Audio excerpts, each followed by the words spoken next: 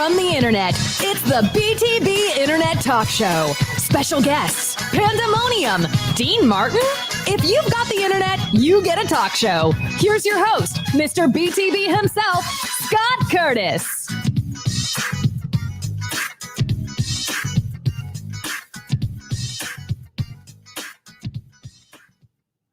Holy cow, what production value. If you notice, the vocals for that is the same as the vocals for the intro to my podcast because I had the same person do it. So everything is the same. So that's cool. So here we are. I don't know what episode this is of the BTB Internet Talk Show, but it is an episode and I'm excited to be here. So just if this is the first time you've tuned in, the BTB or the Behind the Bits podcast is a serious talk about stand-up comedy where I talk with stand-up comedians from all over the world about how they write, how comedy works for them, what clubs they like, just everything, who inspired them and stuff like that. So that's what the podcast is about. This is just me having fun, having sheer pandemonium with everybody that I have gotten to know either personally or on the internet, and we just have a good time. So, and I want to give them a chance to talk about themselves. So let's just bring them on right now. First, he's a musician, a comic, and the host of the Mind Dog TV podcast. It's Matt Nappo. Hey, Scott, how are you? Great to be here. Thanks for having me. You know, I am so glad that we both joined that shitty podcast group on Facebook because we found each other there. Is that what, I don't know. I just know you do this. I didn't know where I know you. Yeah, I went back. It's that No Rules podcast thing, and I found you and a couple other people I really like. And I got to ask, do you record like 7,000 episodes a week, or what? How many do you do a week? About 14 right now. I try to do 2 a day. Some days I do 3. I'm not going to do 3 for a while anymore. I'm just getting burnt out on it. Yeah. I just wanted to get good fast. Yeah.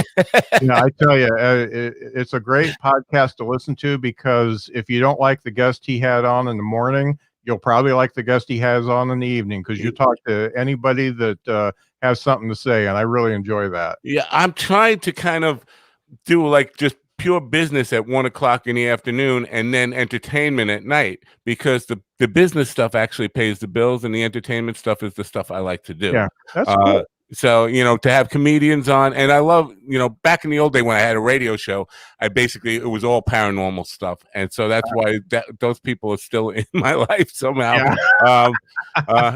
And I started with the flat earth stuff, and that was that just draws those people out. Like, oh yeah. Yeah. It's kind of like the county fair. Yeah. Pig races. Yeah. All right. Let's bring out our next guest, and then we can talk a little bit more. So this gentleman has been at just about every comedy show where I've actually been funny. He's been a friend since I started comedy at age 52, and he's hosting the Drop DIY open mic most times, and just a great guy. Almost as tall as me, but not quite. It's Chris Rahe. How you doing, Chris? I'm doing fine. Yes, you are slightly taller, I have to admit. So look at that. I moved you down the couch. I'm like Johnny Carson, so I moved Matt to the back. That's just like old-timey Carson. There we go. Yeah, you didn't have to mention I'm 52. You could have left that out. No, I said I started when I was 52. Oh, crap. Okay. Yeah. I'm 56, so I'm much older than you. Kids. Yeah. A bit, yeah. No, and I've been at every show you've been funny, which means I've been at most of your shows. Yeah. And I've been at every show you've been funny. So yeah, you've been to that one. I remember it. All right. Let's bring our Londoner in, or our Great Britainer in. He's a comic in Great Britain, and it's 1 a.m. for him, so he's just a trooper. It's Jamie Dykes. Yo, Jamie, how you doing? I'm Welsh. I'm not a Londoner. I'm not English. It's all the same, isn't it? No. I don't want an apology. I don't. It's fine. Yeah, it's not the same. You Canadians.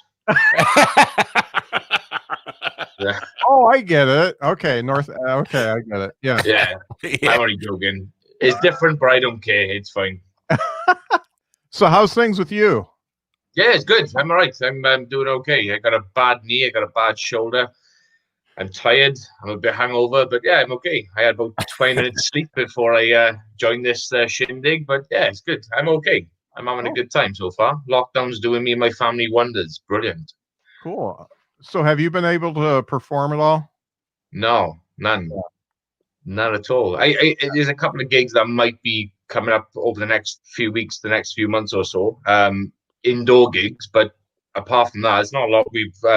Not a lot that anyone can really do. They've got pubs and restaurants open, but as far as performing wise goes, there's not a lot going on. Whether you're a comic, a musician, or whatever, there's not a lot going down really at all. We've had this weekend now is bank holiday weekend in the UK, Mm-hmm. and every August bank holiday they do a big gig in the local rugby club called Mega Day. It's to raise money for Velindre, which is a cancer hospital down the road from where I live. But that's been cancelled due to fucking COVID as well, so that's not going ahead. So it's a good gig. That is really nice. Nice day out. There's a shitload of bands playing, but that's not going ahead now. So yeah, nothing really much is happening really. So Yeah. That really sucks. And I just appreciate the fact that you stayed up till 1 to do this. And happy to. So. let's talk about a little bit about the way that we met, because that was through Matt. And Yeah. how did you and Matt hook up? A mutual acquaintance. We met at an S&M club in New York back in the 70s. It was. I just want to know, is this supposed to be a family-friendly show? Because having him here, it's like the Manson family. No, yeah, They're my people. Yeah, I've already talked to people that this may have some strong language, and most of them do anyway. So it's cool. That's good. That's very good, because the more he drinks, the more obviously he's gonna get, and sooner or later he's gonna start dropping those bombs. Not me. I can control myself. In California. So yeah, actually, Jamie and I met on the internet, just like you and I did, Scott. Well, I think through Facebook, but we have a common love of the same kind of comedy. Doug Stanhope is a big guy. Chappelle, Californication is obviously we go back and forth. Yeah, right. See, that kind of stuff. We share a common love of the same kind of comedy, and so I've taken a liking to him. I've seen his videos, and I said, you know what, I got to push this guy a little bit to my audience and see if we can get some traction for him. Yeah, I really enjoy how he threatens the audience with the microphone stand. I think that's really a good part. It's a big fucking show of force. It means shit when it comes to it. I gotta be honest. It's like wishful fucking thinking that if someone starts, I think in my mind, I'm like, I could really beat the fuck out of you with this mic stand. But the reality is, I couldn't. I actually did once. Over the mic stand. Yeah, well, mic stand, guitar, everything. We played in a very small club, and this guy was being an asshole all night. But I was letting him sing. He was coming up on my mic and singing, and the place was really crowded, people up close. And then the president of the local Hells Angels, was up singing Roadhouse Blues with us, and this guy wanted to sing along with him, and I was on my mic now, and I'm just telling him like, no, and he wasn't taking the hint, and so I kind of just pulled the mic away from him. He got mad, and he took a beer and he spilled it on me. Now we're still playing, and this guy was kind of small. I took him and I kind of pushed him into the bar, and I had my guitar like crushing him into the bar, and just boom, boom, and then I took the mic stand and started banging him up, and then basically the guy was like, he was kind of losing his breath and ready to fall down, and I said, we're gonna play one more song and then the night's over and I'm free to do whatever I want, and he ran out of the bar and we never saw him again. Fucking idiots. Nice. So what kind of music do you play, Matt? You know what, we play anything and everything. We'll play la la la, it's a gunga ba, that kind of stuff. All right. Nice. My kind of music. Yeah, we play. We actually do that. Like Tarantella and all that kind of stuff. We do anything and everything. All the music we do with a punk vibe. We'll do Frank Sinatra songs with kind of a punk vibe to it. We do a segue between Nancy Sinatra and Led Zeppelin. You know, anything and everything, including modern music. It's a party band. We basically play 4 hours straight with no breaks and no breaks between the songs. So, and anything anybody wants, we'll take a dare and try to do it. Usually, unless we've never heard it at all. If I heard it, I can probably guess my way through it, and the bass player can follow me, and the drummer never misses a beat. So, cool. Holy crap! Yeah, it's a unique experience, and my lead singer is a big guy. And he's totally a people person. Like, he's got the wireless mic. He'll go out in the street and grab people and you know, harass people. A couple of weeks ago, we played a parking lot show, and he was getting drunk, you know, hammering down vodka and stuff, and just messing with people in the parking lot, like, and dragging them into the show. And there was a Asian guy walking down the bar, and he's holding his wife's purse, and he goes, "Hey, nice purse, mister." And stopping people from going in and out of the shops and stuff, and dancing with them or giving them a mic and making them sing. Yeah. So it's very interactive like that. And so yeah, that's cool. That's a lot of fun. There's a cover band that we like in our area, and they finally did an outdoor gig in Michigan this weekend, and we got to go out and see them. So it's nice because my wife and I like to dance and stuff like that. So it was nice to get out and do something. And people pretty much stayed away from us. I've never seen you dance, Scott. Yeah, we do that. So, Chris, I gotta talk about your love life a little bit. It looks like things are looking up for you. What's going on there? Yeah, I don't know. I gotta rewrite my whole act. Yeah, I had a little luck. I've been seeing this woman. I met her online. We got together sort of when COVID was starting to relax a little bit, and like, we just had our 2-month anniversary. And I'm terrible at remembering the anniversary traditions, so I just went with nipple clamps and anal. So I hope I don't owe an apology. Did you use lube or did you just spit? not a job. I thought, is there a difference? I thought that's what spit was. True. Me too. I like your style. Yeah. It's like the time I go to bed now is going to be like 2 a.m., 2:30, however fucking long this lasts. I might give that a go and try and wake it up and see what happens. Yeah. Yeah. I got a question for you, Jamie. Is Wales the only place in the UK where they allow streaming services? Because every comedian I've met online since this pandemic has been from Wales. I don't. Where's everyone else? Fuck those. Wales, we're like I suppose, like, you know, Celtic fucking roots, you know, hardcore fucking. We thrive on this fucking COVID-19 lockdown shit. It's fucking second nature to us. You know, we're the only funny ones, huh? Yeah, we're the best. We made the sturdy stuff.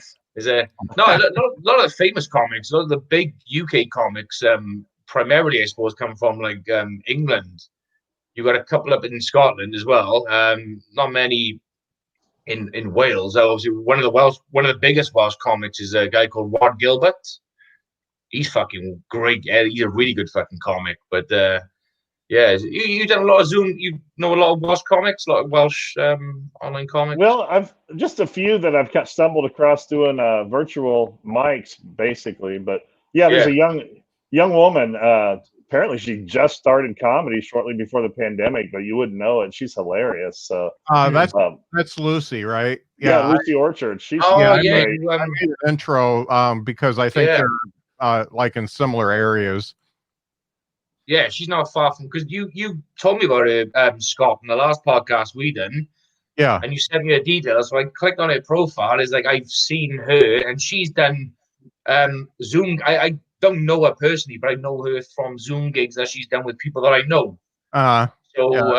So Chris, you've done these Zoom gigs with Lucy. Yeah. Do you know a guy, Anthony Bazzola? He's another Welsh comic. No, I don't think I've met him yet, but yeah, I'll keep an eye out for him. He's done an awful lot of like Zoom gigs since I've done a lot. I've done a circuit with him in Cardiff before lockdown, and he's one of the guys who that I know.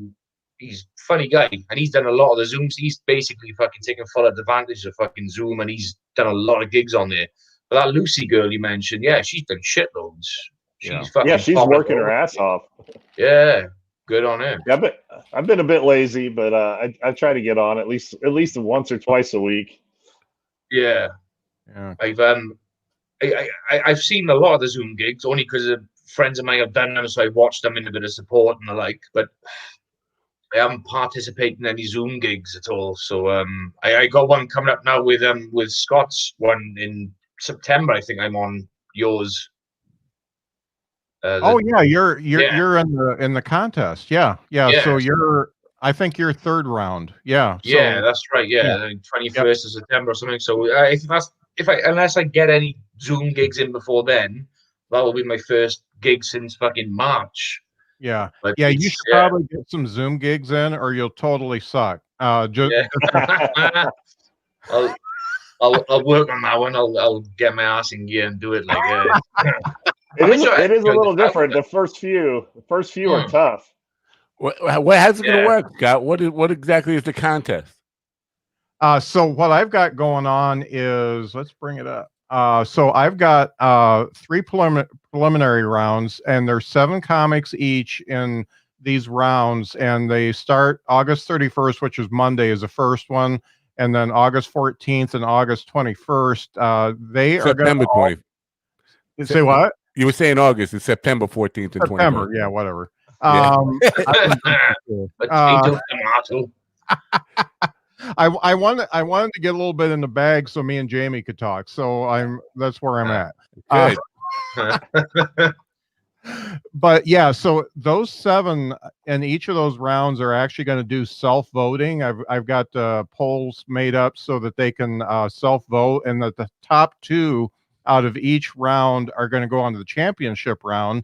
And I've got some real comics to judge them on the same criteria, which is writing quality.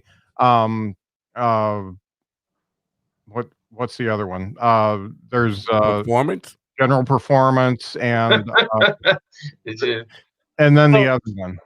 So you're doing self-voting with comics? Yeah, I'm doing self-voting, and everyone's gonna have one vote. It's gonna be the same every round.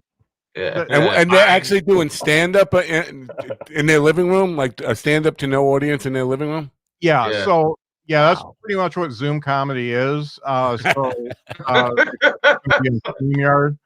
So it's basically not a lot of fun, and but some people are really good at it, like Lucy that we talked about. I mean, she's turned it into an art form. Chris Monty had the best I've seen by far. He's a friend of mine, and I recommended you to get him on. He did an hour, and it was slick, and it was good. And he was really good with the timing of hearing the audience applause in his head. Yeah, if I were going to do it, I'd have an assistant there working the applause effect or laughter effect in the background, and even add some noise. Just you fucking suck. The heckler, put a heckler in too. Yeah, our open mic we do for the drop, we tell all the comics to keep their mics on and don't mute during everyone else's set, so you can at least hear the other comics laugh. Right. The only problem is there's a delay, so you have to do those unnatural pauses for delay, and then I think really like Lucy and some of the other ones that do really well at it, they do the facial expressions well, and the body language from the waist up and stuff like that. So Lucy's been working on that. We have a writers group before the open mic, and she's always on that too. Yeah, and I don't know who she was talking to somebody who gave her all these pointers about when to lean forward and to make an expression into I still can't do that. I'm too self-conscious, but and you guys have an unfair disadvantage being Sasquatch and all. I mean, to get a good angle with a video camera and not make it look like Goofy is a little difficult when you're that big. Yeah. I brought on a character a couple weeks ago called Richard K. Weed, and that was the first time I stood up, and I had to actually put my tripod on a table so that it would be high enough to actually see my face. So yeah, that's the way it worked. My computer's on a standing desk, and I'm on a chair that said its lowest setting, and I'm still a little bit off on the angle. You should do a interview on my podcast, just a total interview as this Richard K. Weed, whatever the guy is. And just make up a fake persona and go with it, and just stick with it for an hour interview. Like, you know what? I'll give that a try because I'm in love with Richard K. Weed, and I think he may take over. It's going to be a whole Andy Kaufman thing. So yeah, I think he's winning. Yeah, and you could do it, and people will believe it too. Yeah, yeah. You mentioned Andy Kaufman. I was watching some fucking stuff on YouTube the other day. It was Andy Kaufman and Tony Clifton stuff. Fucking hell. That's fucking good stuff, man. Yeah. It was like, so you had Andy Kaufman doing this fucking thing, but didn't you have someone else? But when Andy Kaufman was being Andy Kaufman, you had someone else coming on as Tony Clifton. Yeah. Bob around people's minds, and people were like, "But we know you're Tony Clifton, but who the fuck? What's going on here?" It's fucking crazy. Bob Zamuda was his best friend and writer, and he played all Andy when he wasn't, and Tony Clifton and that kind of stuff. So it was very confusing. They pulled that off well. Yeah. I was a kid when he started doing the wrestling, and I was watching it as a kid, watching wrestling when he came in and started doing all that shit, and it was. I wasn't quite sure what to make of it because I was still pretty young. Yeah, it was nobody's women and shit. Yeah, I was like, what the fuck? Yeah, it was kind of misogynistic. I don't know if it would fly today, but it was crazy. But I only know of him because I was watching about 2 years ago. I watched the Jim Carrey film Man on the Moon. Right. Oh yeah. Well, tell the like before I watched the film Man on the Moon, I watched it was a Netflix documentary. It was about the making of Man on the Moon. Right. It's just like a one-off documentary. It's about the making of.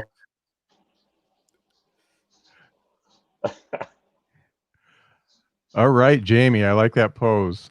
Oh. Okay, you're back. Jamie, you got some Wi-Fi stuff going on. Oh, poor guy. Yeah. So I listened to the Jim Carrey interview on Mark Maron's WTF podcast. Oh yeah. Good. There's stuff wrong with him. Is there? Because I know he kind of got disconnected from the world in a way for a long time, and nobody heard. He hasn't done any films or anything. What's the deal with him? Yeah, I just think that he's got some serious mental illness, and it's not good. Oh, he lost you. He'll come back. Yeah.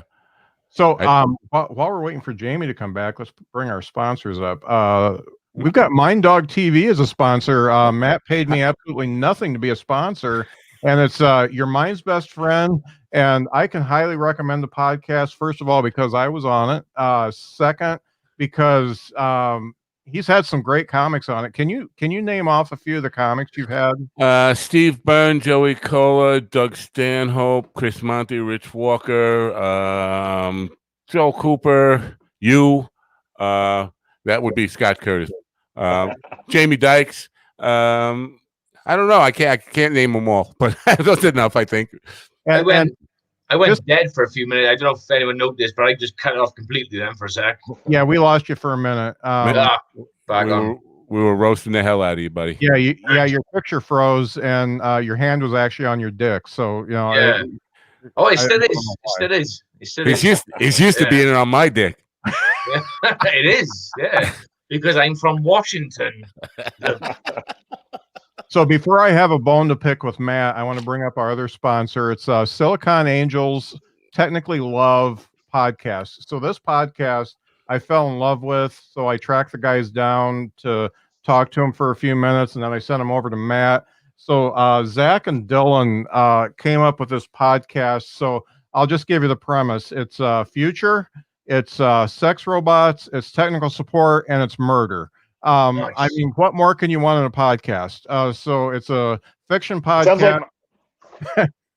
Sounds like my 3-month anniversary gift. All right. Yeah.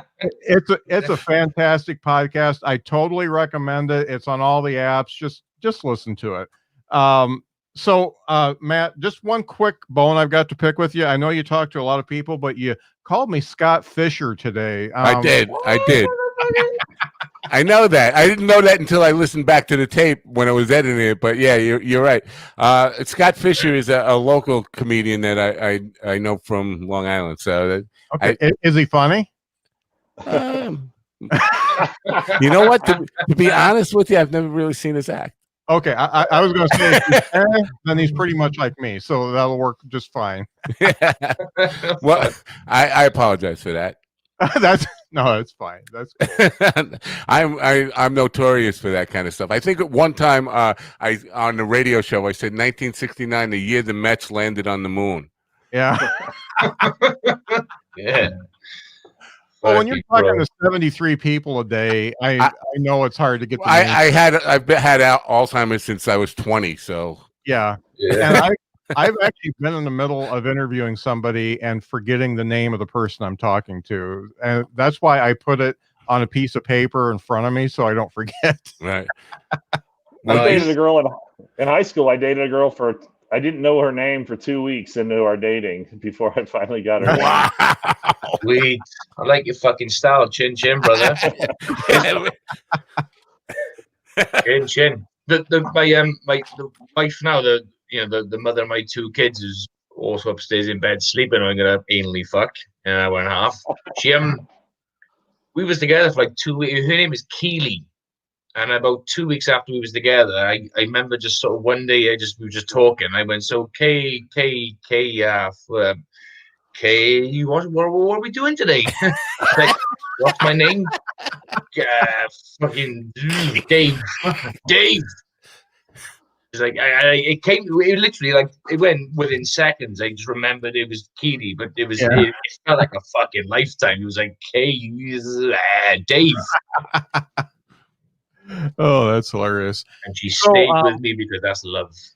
So guys, I have to come to a part of the show that I like to call Dean Martin Dinner Party. So basically, are you going to sing to us? Yeah, you bet. Just for a minute though. What happened is in '95, Dean Martin didn't actually die. He was cryogenically frozen, and they brought him back. And you guys are guests in his dinner party, and you're not talking to each other, so he's going to have to get you guys talking. So first, I have to get the character. So just give me a sec. By the way, this is going to be fucking interesting. Everybody loves somebody sometime. What we should all do now, we should all sweep off and be fucking Frank Sinatra, Sammy Davis Jr., and the other one. Hey guys, how you doing? Hey Dino, Dean Martin here. When love hits your eye like a big pizza pie, that's amore. Well, I'm glad you all came to my dinner party, but nobody's talking to anybody. And what a sausage fest we got going on. Where are the ladies? We need the ladies here once in a while. Come on. They're all with JFK. You're supposed to bring the gold diggers, Dean. Yeah. Well, they actually died. Sorry about that. I was hoping they died. I want to be the Sammy Davis Jr. to your Dean Martin. I do. All right. I'd be like the Joey Bishop guy, the guy who's just like there and really has no talent. Yeah. I don't know if Chris notices or not, but Dean's wearing the exact same jacket that Richard K. Weed wears. They must have the same I thought that looked familiar. It's the only one I have downstairs, so there you go. I didn't know Dickweed was so cool. True story. This is Dean Martin talking about Scott. True story. The guy who used to sign Scott's checks was named Richard K. Weed, so that's an actual person. Wow. A real individual. Yeah. I don't know if he's still alive or not, but this is late 70s, early 80s. So Dean here, and you guys won't talk to each other. So I'm going to bring up a few topics of conversation in the form of a question. It's me, Dean Martin. So let's start with Jamie. Hey Jamie, it's me, Dean Martin. How are you tonight? Hey, Dean. I'm okay, Dean. How's it going? How's showbiz? I'm all right. Vegas. Things are different than when I died. But Yeah. you got to do what you got to do. These Yeah. internet, Is Marilyn Monroe up there with you? Can you ask her what really happened as well? Yep, she's still got a great ass. So Jamie, what TV show would you live in if you had to live in a TV show?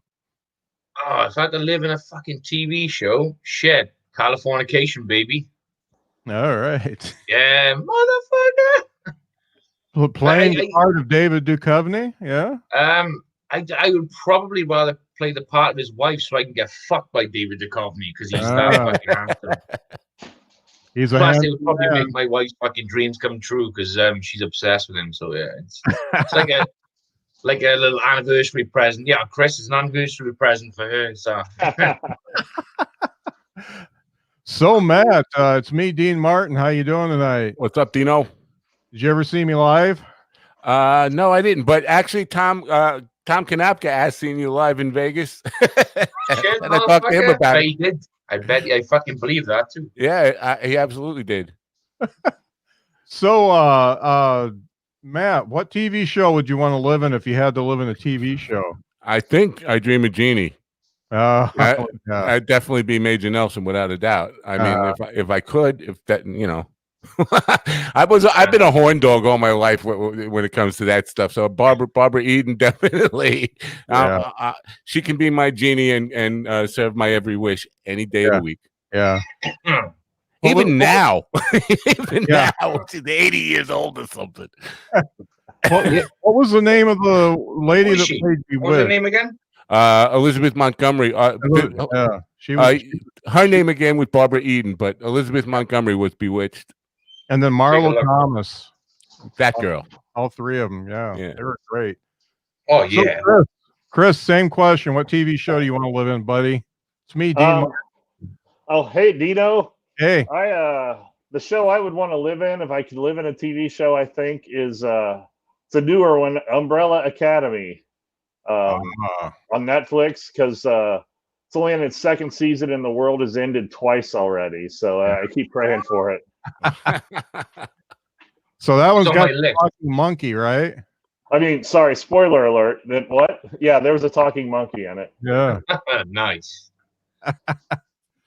I haven't caught that one yet because I'm Dean Martin. I don't know how to use the Netflix. All right, next question. Let's go over to Chris first since he was last on the last one. Hey, what's your most embarrassing moment on stage, Chris? I'm so glad you said on stage. Let's see. That's a tough one. I've never had like a bad I've never had a bad set or jokes bomb or what is my most embarrassing moment on stage? I can't come up with a good one other than when I was only about 2 years into comedy, I was in a contest. And you were automatically disqualified if you went over 7 minutes, and I didn't see the light at all. No, that's completely different one. I just remembered I was doing a set in Tennessee. I was down in Nashville, and these guys graciously gave me some stage time down there. And right before I went on, this other comedian, I won't name names or anything, but he told me, he goes, yeah, the light's kind of weird. It's this red light and it's off to the right, like way under the right. So that's where you got to look for the light. So I went out and did my set, and I kept looking for the light and couldn't see it.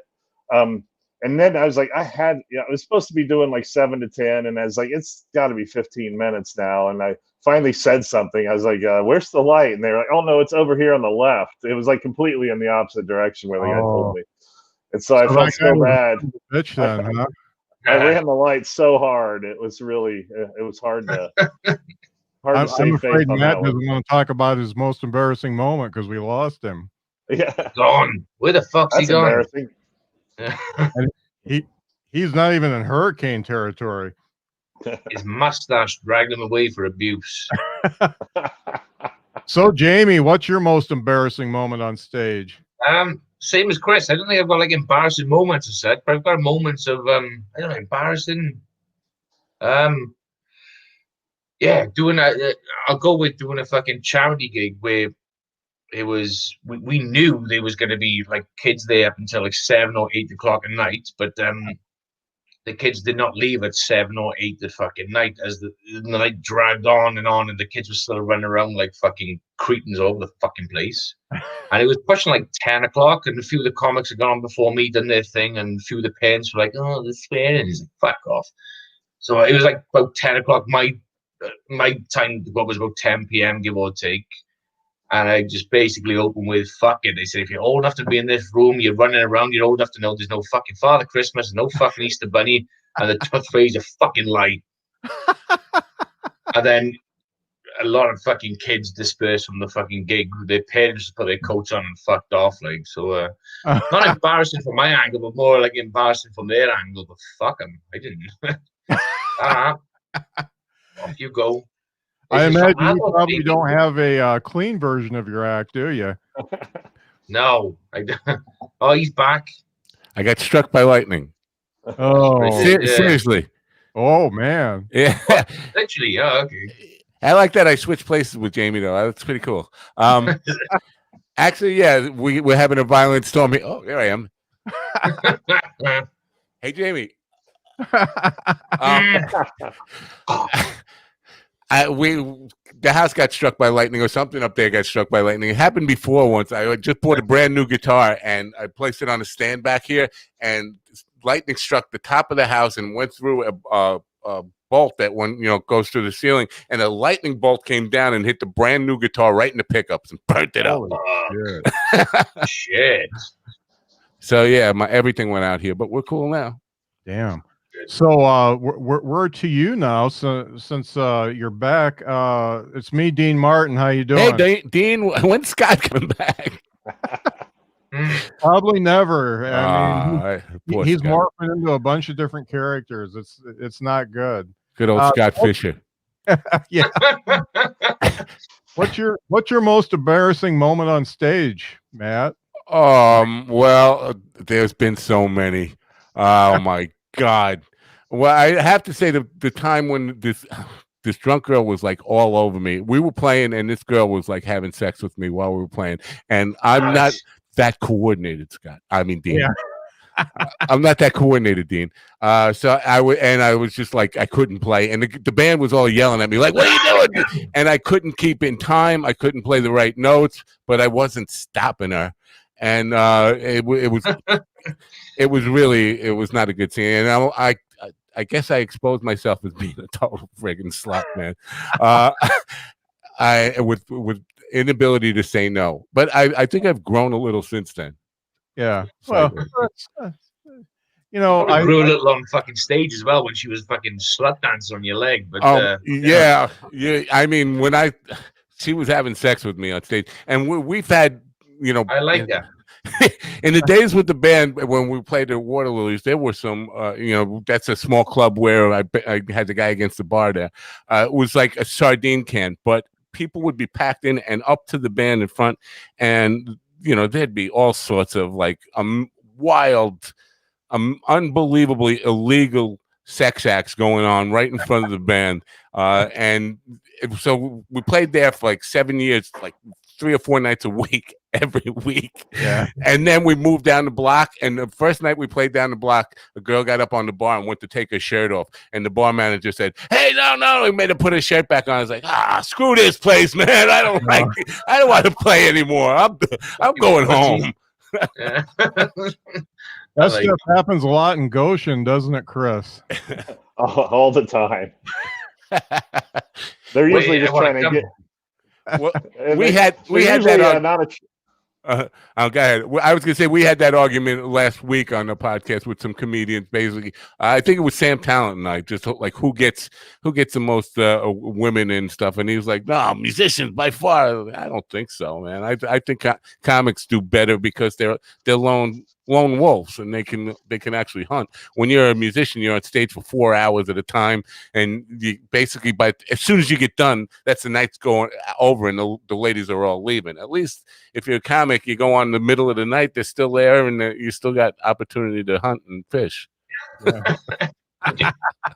You sound like a very, very, very, very PC rapist. That's great. You can fish. If you get them late at night, they're drunk enough to find me attractive. That's the catch.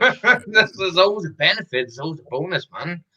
You don't need date rape. Just fucking plum the booze. It's great. Yeah. I'm with Chris. Lucky enough, he gets to go home with a lady every night after he performs. So it's just the way it is. Wow, the same one. Yeah, same one. And that's not bad. No. So I love her. She's my fucking diamond. She's class. But let's move on. This dinner party is getting better. So Jamie, let's talk about guilty pleasure songs. What is your favorite guilty pleasure song that you listen to just by yourself? This is Dean Martin, by the way. I'm getting out of Hey, what's your favorite guilty pleasure song you listen to by yourself? Huh? Dean Martin. I love chucking on a little bit of fucking cheesy romantic fucking tunes. I do on the fucking sly, you know. What I say guilty pleasure. Guilty pleasure. I like to listen to fucking Lady Gaga. Oh yeah. So me and the missus, we can put some fucking tunes on YouTube. We can chill out and this, that, the other. But we'll just put like the fucking Stars Born soundtrack on, and we'll just fucking chill out and fucking bliss with a bit of Lady Gaga. Man, it's a fucking song she does. It's not off the Stars Born soundtrack, but what's the fucking song? It's called It's about James Dean's Starry Eyes. It's called Speechless. Oh, yeah. And she doesn't cover this song live, just her with a piano on stage, dressed up as she fucking does, like a fucking peacock. But it's a fucking great song live. I can't say guilty pleasure because I take a lot of pleasure from listening to it, but it's good. Yeah, it doesn't quite fit with your character, and I got to tell you, if I could convince Lady Gaga that I'm actually still alive, we'd be doing some duets, baby. Dean, you and Gaga Dean would be duetting like a motherfuckers. Yeah, you would. Yeah. Hey, Matt. Same question. What's your favorite guilty pleasure song? I play so many goofy songs that there's really nothing that would be a goofy pleasure for me because everything is like mainstream of what we do. I mean, we play Daydream Believer and for the Monkees, which is pretty. The Monkees. Yeah. But speaking of that Lady Gaga thing, I ruined a girl singer a week and a half ago in a parking lot show because she came up to sing a couple of songs with us and we ran out of stuff that I know that she sings. And she asked me to play Shallow, which is the Stars Born thing. Nice. And I just totally lost it. I mean, brain fart completely. And she was trying to sing Lady Gaga, and I was playing like just any friggin' chord that came to mind, but not the right one ever. And it was just oh man. And I obviously I'm singing the what's the guy's name? The Bradley Cooper part. I'm singing that part. When I do it, I got my part all right, and I played it all right. As soon as I started singing, I totally fucked it up, and didn't hit a right chord once. It's terrible when you do that to a guest singer who comes up and you just kind of ruin it for them. And the people think it's her. They don't think it's me. They're looking at her like, man, she can't sing. Yeah. That's the way to do it. So, Chris, what's your favorite guilty pleasure song? It's me, Dean Martin. Well, hey, Dino. Welcome to my dinner party. Thank you. I'm enjoying this. The appetizers were just dope. Fine. I'm hesitating a minute because people asked me this before, and I kind of have a stock answer. It's not even a song; it's a whole album.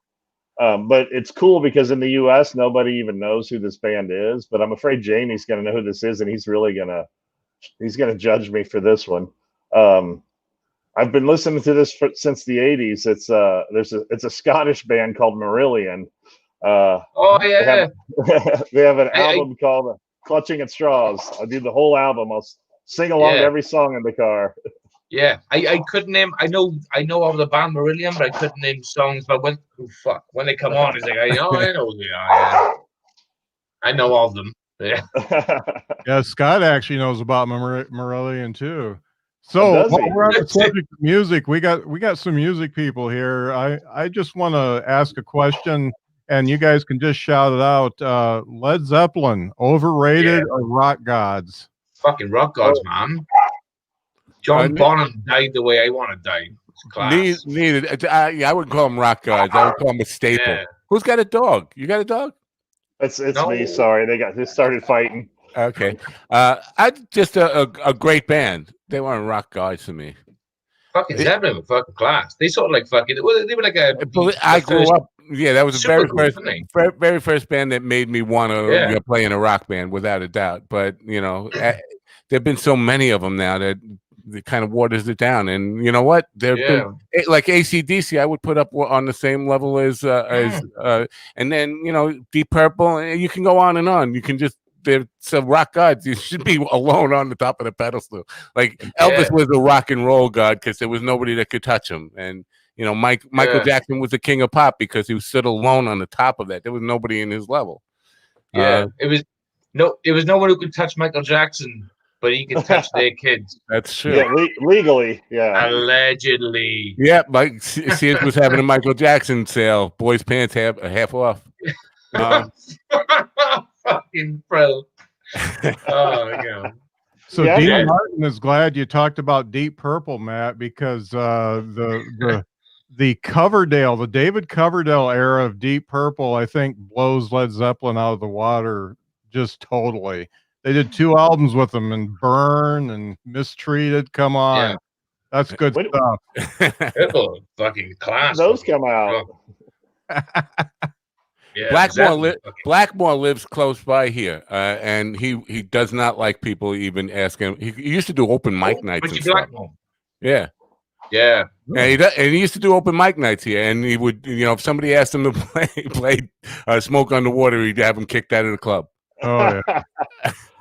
I saw Deep Purple live once. I'm old enough. I have. Scott has too. Jamie has not, because Jamie's 34. But I was raised on a very good musical upbringing, so I've got that to thank, Yeah. I saw Deep Purple with Bad Company. Nice. Wow. When was that? Like, probably late '80s, probably. You guys are old, man. Nice. Wow. I know, I'm old. Nice. I got to tell you, Dean Martin really likes the Judas Priest, though, and I'm working on putting together a cover album. You got another thing coming, baby. Yeah, you got another thing coming. Raking the lawn, raking the lawn, raking the lawn.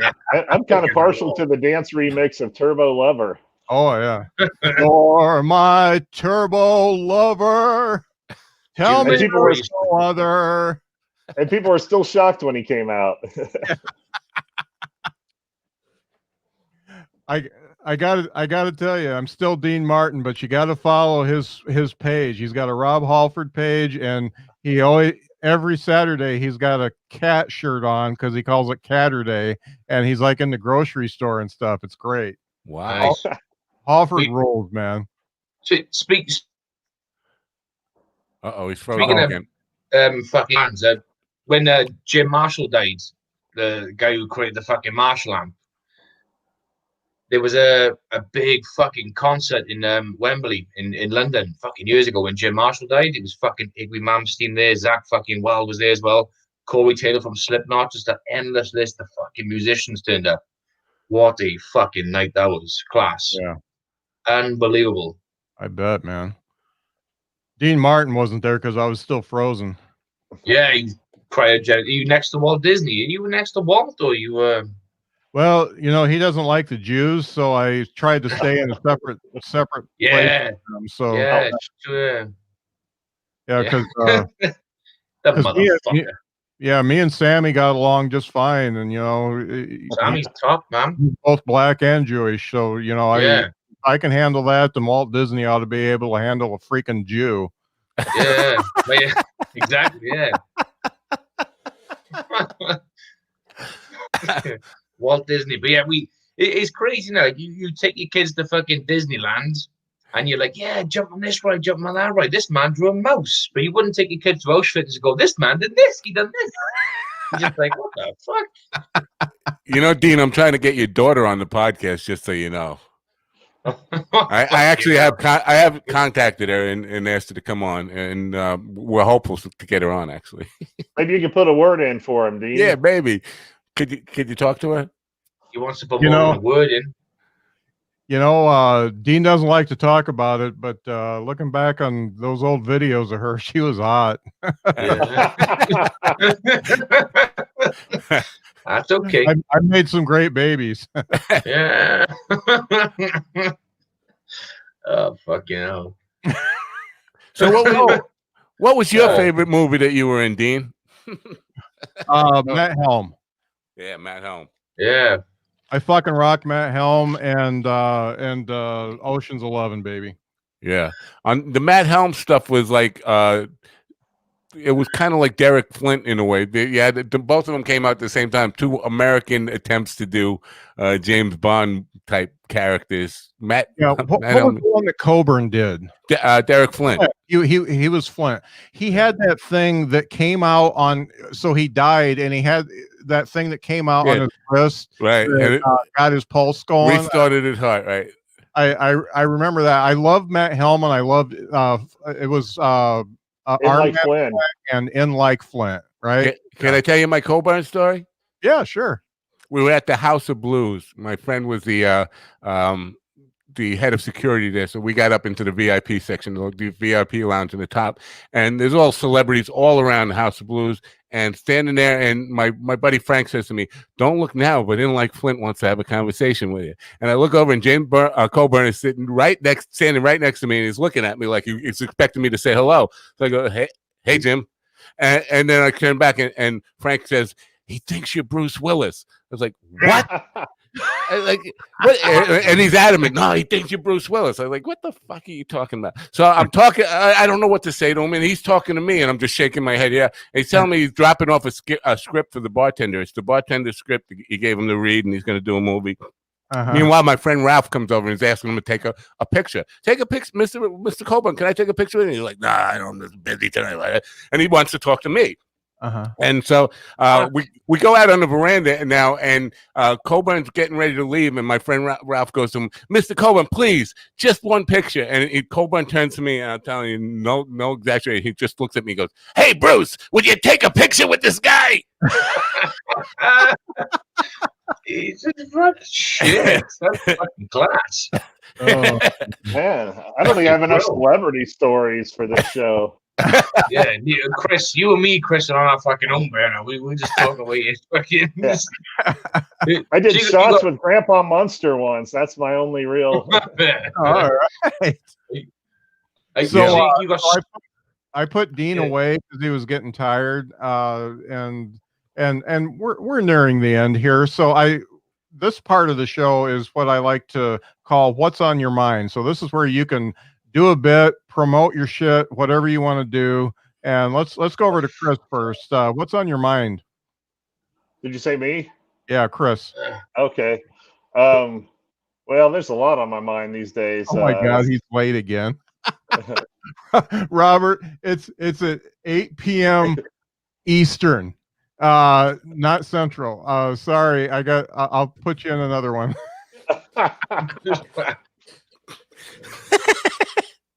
Damn. Yeah, what's on my mind? Well, first of all, I'll promote every Tuesday night. I do the Drop Comedy Club's open mic. I host a lot of times, but lately we've been getting more guest hosts, so that's been fun. I was originally booked to do an outdoor comedy show at the Indiana Whiskey Company on Saturday night, but then I remembered I'm having surgery on my throat tomorrow. So I decided to push that back a couple weeks. So I'll probably be on the one in 2 weeks from Saturday. What's on my mind is not to bring it all down, but I mean, Black Lives Matter. Let's just get right at it, man. I'm so sick of this shit, and we need to fix it. So Yeah. I don't want to go. I don't want to go on a long rant, but it needs to be said. So that's my sweet man. Yeah, we've had some pretty political shows, so that's totally fine. Yeah. Yeah, I could go on. I've been really kind of fixated on it today with all the shit going on in Wisconsin, but Yeah. I'll just leave it at that. I firmly support Black Lives Matter, and think we need to defund the police. Yeah. Cool. I'm with you. Hey, Jamie, what's on your mind? Joe, just before fucking Chris, when you asked that question, before Chris said it, one of the first things that popped in my mind was fucking BLM, man, fucking yeah. It's not the only thing on my fucking mind, but it's one of those things that's like it's ongoing, it's dragging the fuck on. And what's pissing me off is fucking people who jump on. They say, yeah, but you know, white lives matter too. It's like, yeah, of course they fucking do, but it's not the fucking point, man. The point is you know, people are it's literally a straw that broke a camel's fucking back, and enough was a fucking enough, and they're like, oh, fuck this shit. This is what it fucking is. Couldn't have come at a fucking worse time, as in fucking the protest because of COVID and this, that, the other. But you got to fucking realize, you know, when a certain person is had a fucking enough and a fucking titful, shit's gonna go fucking down, like, you know. Yeah. But one of the most negative things about Black Lives Matter is when they say shit like they're doing this, they're fucking ripping them statues and blah blah blah. You look at the people doing this shit, they're fucking white people from universities and stuff. It's like, what the fuck? You can't. Is it great fucking in the UK in London a few weeks back, might be months back. I don't know what the fuck's going on now. But there was this guy. It was this black guy. So he's obviously on the BLM side naturally. Mm-hmm. But there's a picture of him carrying a chubby fucking white guy on his shoulder, just walking him fucking, and he's surrounded by other fucking black guys as well, and they're like fucking sort of creating a shield around this guy carrying a white guy. So that's like, okay, so you see that as the picture, but then they interviewed this black guy, and he's like, well, yeah, he said, you know, he said we knew this guy was part of this is a paraphrase, like EDL, English Defence League. I might be wrong on what group this white guy was from, for example. Long story short, this guy, this black guy, he said he saw this guy with his friends giving the old, you know, all lives matter, blah blah blah. It got a bit too much. And this white fucking dude fucking fell down. He got trampled on. He got walked on. And this guy was like, "Fuck no, you can't leave your fucking mate." So he picked him up, and his friends surrounded him. They carried him to fucking safety, put him down to ensure he would be fucking kept safe and kept fucking alive. Wow. And he was like, yeah, he said, this guy said what he did. This guy's a judo fucking instructor or some shit. You know, he can look after himself. But he said, no, he said, point of this is to basically stand for what we believe in. It's not to fucking leave some fucking chubby racist white guy on the floor get trampled to fucking death. Like, yeah. So I watched that and I thought, fucking brownie points to you, man. You know, fucking good on you. Yeah. And it was fucking a wonderful image. You know, it was a great fucking thing to see. That's great. And he was just like, I'm not doing this for fucking thumbs up and likes on Facebook or social media. I just done it because he was a human being on the fucking floor. Yeah, he was on the opposite side of politics to what we are fighting for. But his friends fucking left him. They were nowhere to be fucking seen. So this dude just picked them up and fucking, you look after him. Give him to the police. Just fucking look after him. Right. That was fucking class. So what's the racism temperature like over there compared to here? Well, you got Donald Trump and we got Boris Johnson. Yeah. So Frankie Bull, Scottish comic Frankie Bull, basically is. I'd love to fucking say this is my joke, but it's not. It's not even a joke. It's fucking. He basically says Boris Johnson is like a scrambled egg with fucking Down syndrome because he's like. I would love to fucking say that was mine, but it's not. But it was, again, that's a paraphrase of Frankie Boyle. But Boris Johnson is someone who's basically written a lot of fucking racist nonsense. He said a lot of racist nonsense, but he fucking hides behind a barrier of his group of people who has to write fucking speeches for him because he's incapable of doing so. And you got fucking Donald Trump, who's a fucking methamphetamine freak up at fucking my time in the UK, tweeting nonsensical bullshit. So I think the UK has got a heightened fucking racist problem in the UK, but there's a lot of people who dress it down as in it's not a problem, but this is the UK. It is what it is. But the cracks are fucking showing. It's becoming more and more a problem. But if you speak out against racism, and if you say, for example, what Chris's position is, I agree with Black Lives Matter, for example. You're a fucking snowflake. It's like, what the fuck? Yeah. Why am I a fucking snowflake? Well, because I agree with a bunch of people who are saying, no, our lives matter fucking too. We know white lives matter. We know Chinese lives matter. We know fucking Indian lives matter as well. But at the moment, it's fucking this cause for this reason because some fucking asshole decided to put his fucking knee on some guy's neck for no reason other than he was resisting arrest, and he had drugs in his fucking system. So that's cause for fucking murdering the guy. Nope. But to answer your question, I couldn't say if it was worse or better in the UK or America. I don't know. But I would say there's an equal amount of responsibility around the world where we need to fucking pull together and say enough's fucking enough. Fucking get fucking done with it. Yeah. I think if anybody would actually read up on white privilege really is and discover that it's the fact of living life with no barriers, and it's not the fact that you're necessarily more successful. You just don't have the things that stop you from living a healthy life. And yeah, it's really, and I've been doing a lot of that lately. And a lot of it's preaching to the choir, but I've learned some things too. And you really need to read some of these blog posts and essays and stuff like that, because they make a lot of sense, and you learn stuff. Yeah. And that's I think that's important for everybody, even boomers. So Fuck yeah. especially boomers. Hey, Matt. So we got pretty heavy there. What's on your mind, buddy? Oh, me? Actually, that stuff I've been trying to kind of avoid it, and it doesn't mean I don't care about it. I care deeply about it, but I'm just like burnt out on it, and I find myself being totally useless. My voice means nothing. You can't convince some of these people, and even today, they're still making excuses, still trying to blame the victim.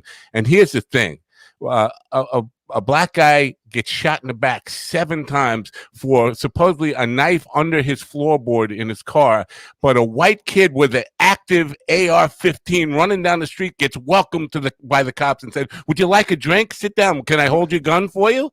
And so they're making excuses for that. The people that you're trying to commit, there's no talking to these people, no changing minds.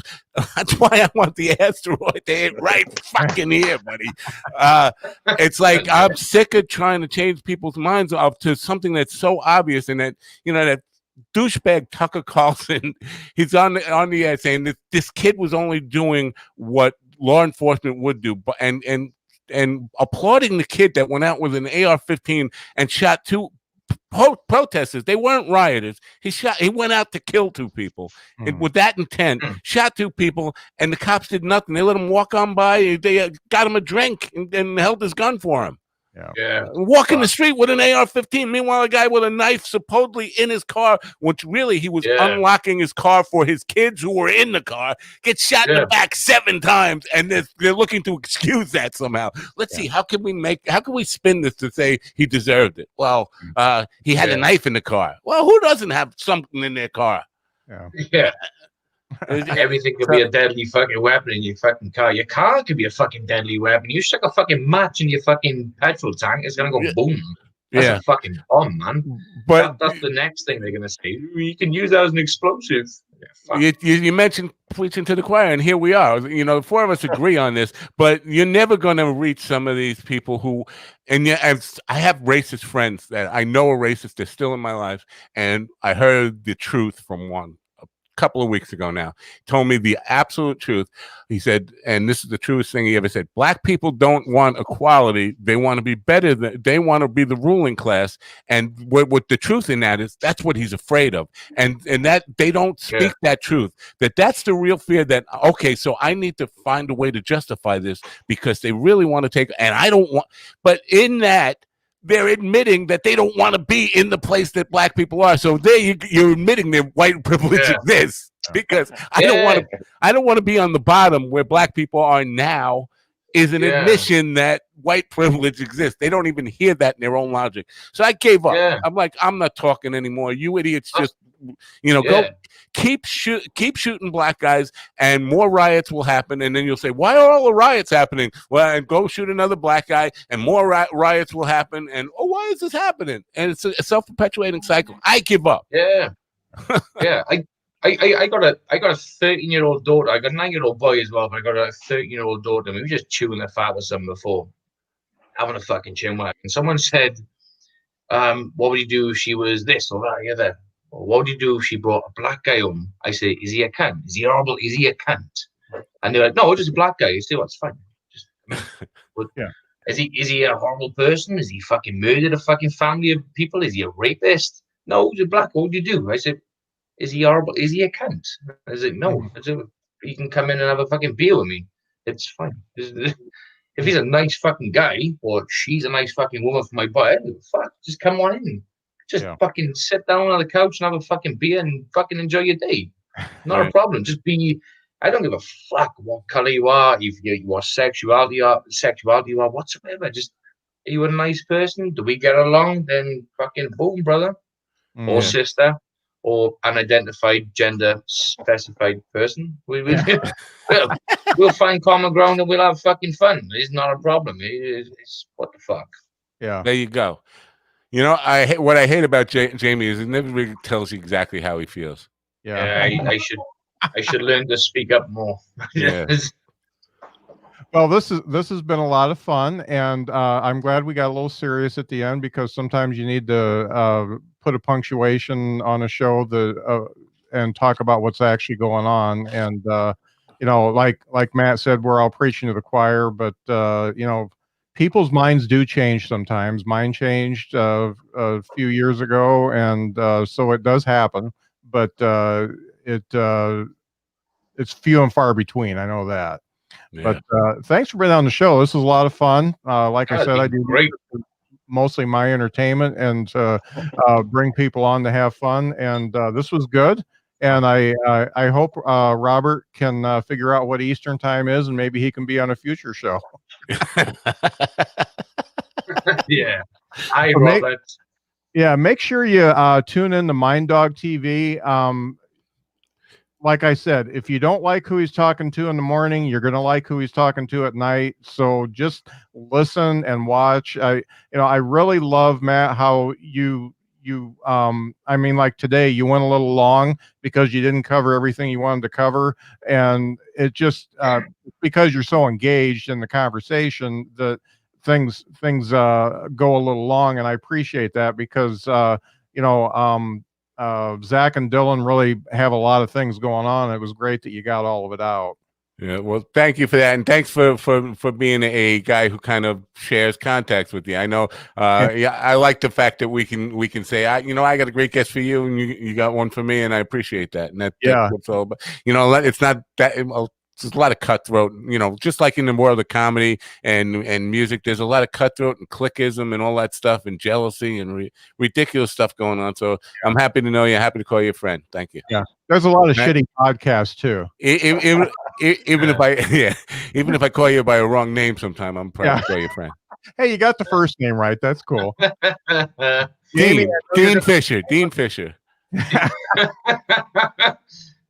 Jamie, I know you're going to be famous one day, and I'm glad I got one of the first interviews. So I'm peace and love. Yeah, I'm really happy about that. And make sure to like the Drop Comedy Club page on Facebook. That way you can watch the open mic on Tuesdays. They get people from all over the world, all over the country, and really one of the better open mics going on as far as virtual comedy goes.